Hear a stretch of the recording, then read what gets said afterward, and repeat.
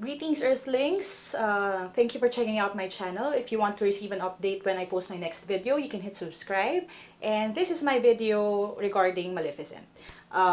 This is one of a series of videos I'm going to be making in which I make suggestions on how to improve movies na I think would be way better if ginawa nila yung things na sasabihin ko. Well, of course, syempre wala akong power to turn back time or wala rin akong influence to change things even if I was able to turn back time. Pero sana, if ever, they're going to make a reboot of these films, maybe someone with more leverage can translate this video and then pass it on to the producers. Okay, so here we go. Let me give you just a quick background on the movie. Maleficent is actually written by Linda Wolverton. I had great expectations from her kasi she was able to write a few of the good movies na I know. I think she had a hand in The Lion King, Mulan, Beauty and the Beast, a couple of the Disney movies, classic Disney movies that I loved as a child. So I was thinking maybe it's dahil nga this experience niya, she's going to have um, a maybe deeper or better perspective when we look into the character of Maleficent. However, I'm a little bit disappointed kasi uh, I feel merong struggle within her and the team of writers in ano yun, kasi nakasanayan na nila to write classical Disney movies revolving around princesses. So they had to parang fight against it, pero it was what was comfortable to do. It was something safe that they knew would work. So what happened was Maleficent, instead of turning into an anti-hero movie, parang ganon, um, or a movie designed to give light dun sa villains or to express yung motivations ng villains, it it tried to do that pero it still had too much of yung fairy tale, a true love stuff. So medyo I think nag-hesitate sila on how dark it's going to be.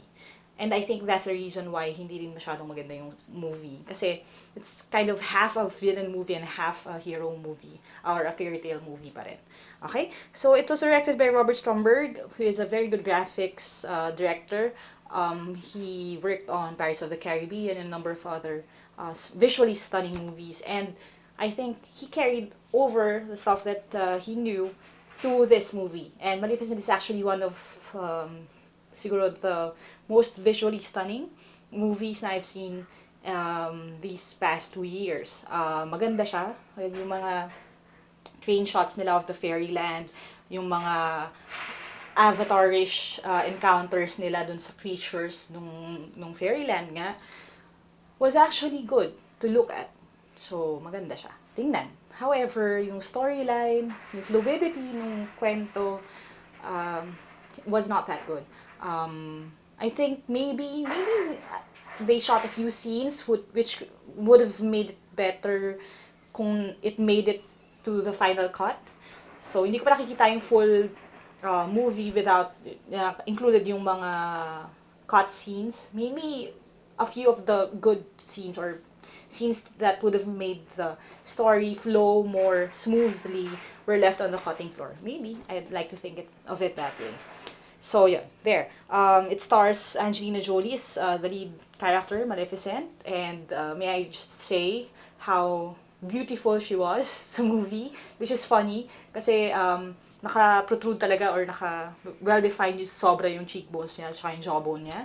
She was very well thin, tingnan, pero she was still very beautiful. So good job. And I think she's really one of the best actresses, no, best, one of the greatest actresses of her generation. And I know she really tried. She tried to do the part well. She tried to put more depth into the character, pero um, yun nga, kasi the material wasn't really that good to start with. She and the rest of the cast actually did well. I didn't feel na any of them were parang just showing up for showing up sake. So they really made an effort to make it a good movie sa perspective siguro ng director. Pero even if you try really hard, talagang hindi maganda yung material. The script and the storyline wasn't that good. Okay? So, like I said, I'm going to be talking about things that they could have changed to make the movie better. Pero before I do that, I'll just give you a quick summary ng movie, okay? So, hold your, hold, hold, hold on to your chairs because it's going to be a little fast. Mabilis talaga ako magsalita. Okay, so the movie starts out with a very young Maleficent who lives in a fairyland. Yung fairyland is right beside the human land. And she grows up, she's a happy girl, she has wings, she loves to fly. Kaya lang one day, she falls in love with a young man who was actually found wandering into the woods. So, galing siya sa human world, nag-wander siya into the woods para magnakaw. Pero, um, Maleficent falls in love with him, they fall in love, they grow up together. Tapos nung teenagers na sila, uh, the young man promised her a magical true love's kiss, parang ganun, which was supposed to be magic, parang a cure-all, parang ganun. So they kiss, they fall in love, pero eventually, the boy, who was Stefan, decides na, ay, okay, ambisyoso pala ako. So, nung mag-offer yung king nila sa human land ng reward na whoever kills Maleficent, they would um, they would turn into the next king kasi wala siyang male heir. So whoever kills Maleficent would marry the king's daughter and then become the next king. Stefan decides to sell out his friend and cut off her wings while she was sleeping. Okay, so that's what he did. And Stefan is actually played by Charlotte Copley. I don't know how to say, sorry. I don't know how to say his name. He actually was good. I think I remember him as one of yung monks in another film. I'm just not that sure. Anyway, he's good. Okay lang. Pero I think medyo shallow yung motivation. More about that later. So, okay. They part ways. Now, a human hater na si Maleficent. Tapos na namang king with the queen, eventually has a daughter who was Aurora, and then the fairy godmothers from Fairyland go to the human kingdom to bless the child. Kaya lang, after they gave their blessings, alam niyo na yun, Disney eksena, Maleficent comes and gives her own parang version of a gift, which is actually a curse, okay? So yun, the curse was when she turned 16, she would prick herself on a spindle and then she would die or sleep. Ganon. Tapos, supposedly, ang cure nun, sabi ni Maleficent, is true love's kiss. And the reason why she said true love's kiss yung cure is because sinabi nga nung ni Stefan sa kanya when they were younger na true love's kiss is a cure-all. Pero apparently, true love's kiss doesn't exist. Okay? So, emo, vengeful Maleficent, who doesn't believe in true love anymore, curses the child with that. So, ito naman si Stefan, king na siya ngayon, knows din na it's nothing kasi inimbento niya nga lang yun. Okay? So, okay naman yung premise na yun. Tapos what happens is, the king decides to send the child away to a cottage somewhere para i-protect siya.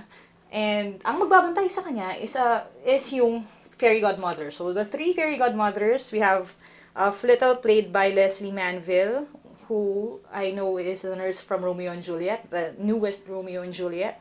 We have Notgrass, played by Imelda Staunton, who is Dolores Umbridge in the Harry Potter series. And the third fairy godmother is Thistletwit, who is Juno Temple. Um, Three good actresses, pero the characters, not so much. So they are incompetent, they're not able to take care of the baby, so Maleficent eventually develops a soft heart, and she helps out with raising the child. Okay, I know it doesn't make sense, pero well, that's what happens.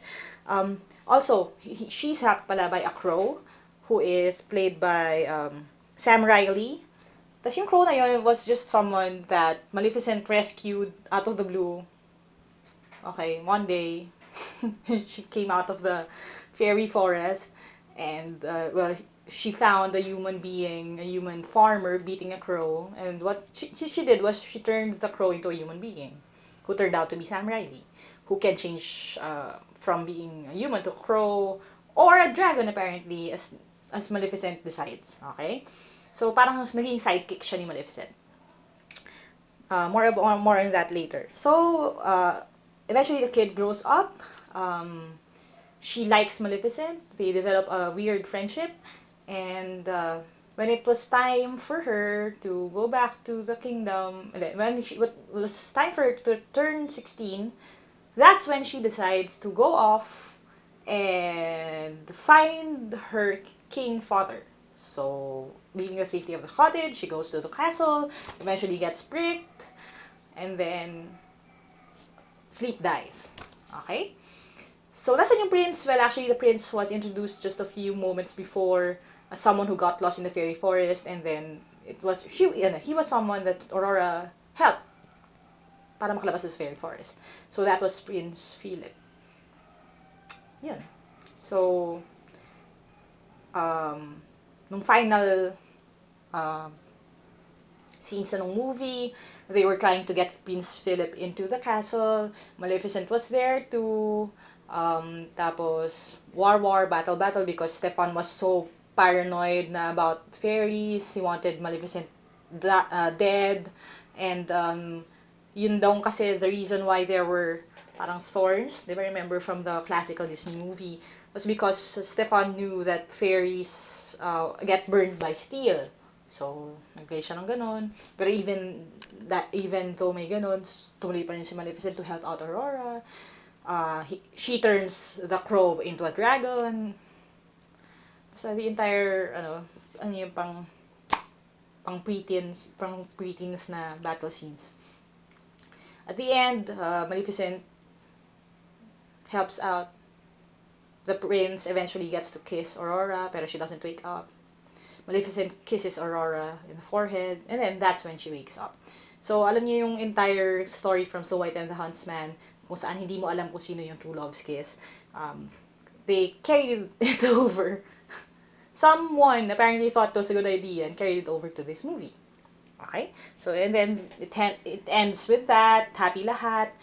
And ang funny pa nung ending, na part ng ending was, Aurora was crowned as the princess or the queen, whatever, because there was apparently a crown and a throne of the fairy kingdom. So, hindi na lang siya princess of the human kingdom, princess din siya of the fairy kingdom. I know. Yun yung story. Pero, I know it's not that good, pero what's even worse are these 5 things, okay? So, 5 things na I believe they should have done to fix Maleficent. The first one is to give Maleficent and the Crow a deeper backstory. Bakit? Kasi ang random nung pagkaka-rescue dun sa Crow, tapos pagkaka-turn siya sa kanya into a sidekick. I was hoping sana, kasi may sa opening scene, there's a scene there where a branch breaks off of a tree and then Maleficent restores it to life, to health. I was hoping sana nabali yung branch, may nalaglag na nest of crows, there's a baby crow who broke its wing, and then Maleficent eventually grants it life. Pero by granting it life, di ba? Kasi nga, powerful si Maleficent. Grants the crow powers then to shapeshift or something like that. Or, dahil naman yung crow nandun na rin sa Enchanted Forest, may powers na rin talaga siya to start with. Di ba? Tapos they grow up together, they're friends. Siya yung voice of reason kay Maleficent while she was falling in love with Stefan. Diba? Something like telling her na, oh, humans are dangerous, kaya tayo may borders kasi humans are dangerous. You shouldn't be going off with him, falling in love, ganyan. Sana ganun na lang, para at least deeper yung relationship nila. Para nung final scenes na in which the dragon eventually gets beaten by soldiers, you root for their friendship, di ba? Para malalim naman. Di yung medyo weird yung relationship nila. Kasi ano ba siya, slave o friend? No one really knows. Second thing, make Maleficent's motivation for hating humans deeper. Yung ano naman, feminist-friendly naman. Huwag naman love. Huwag naman forsake ka ng true love mo, tapos si-style mo na yung buong lahi nila. Huwag naman ganun. Let's not make teenagers or young women um, spiteful, vindictive na people na unreasonable. Um, hindi ganun yung mga babae. And I think, sa lahat ng damage na nagawa ng Disney sa generation ko, huwag na natin nagdagan. Okay? Make it a valid reason, like, humans killed her parents, or humans are unreasonably scared of fairies. Pero I'm leaning towards, humans killing her parents, kasi wala siyang parents eh. So, maybe one day na nag-venture siya into the human world, tapos na-rescue siya ng parents niya. Pero ginawa nung mga humans, pinatay yung parents niya. Di, at least, di ba? May pinanggagalingan. Which also makes yung voice of reason, yung Crow, um, have a valid reason rin for keeping Maleficent out away from Stefan. 'Di ba? Sabihin nila, oh, remember how the humans killed your parents? Tapos sila si Maleficent, no, no. Parang he's not like them, ganyan, ganyan. They are good, ganyan, ganyan. But eventually, when Stefan betrays her, edi mag-full on na galit na siya talaga kasi naniniwala siya na there's no good in humans. Di ba mas deeper yon na motivation?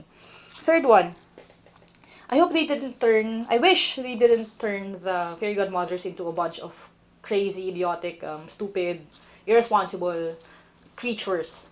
Kasi I loved fairy godmothers when I was young. I dreamt of having fairy godmothers. Pero if ganun klaseng fairy godmothers naman yung makukuha ko, katulad nung kay Aurora, wag na lang pala. Kasi wala. Nandun sila for slapstick. Naghahagisan sila ng floor, mahirap silang magkaintindihan, napabayaan nila yung baby, di ba? Hindi naman kailangan na ganun, I think. Siguro mas maganda pa kung kunyari sobrang overprotective lang nila kay Aurora. Kaya to si Aurora naman parang, nako, sobrang strict nila, so gusto kong mag-wander off. And then that's how she eventually befriends Maleficent. Kasi si Maleficent is happy, pero someone who can show her a different world than yung conservative cottage nila doon sa meadow. Di ba? Something like that. The fourth one is to let the prince and Aurora fall in love. Give them more time to be friends, to fall in love before the curse sets in. Yung para naman merong kahit onting fighting chance naman yung prince na siya yung talaga yung true love's kiss. Kasi nung ending na parang alam ko na, ito na mangyayari. So, ang true love's kiss niya si Maleficent.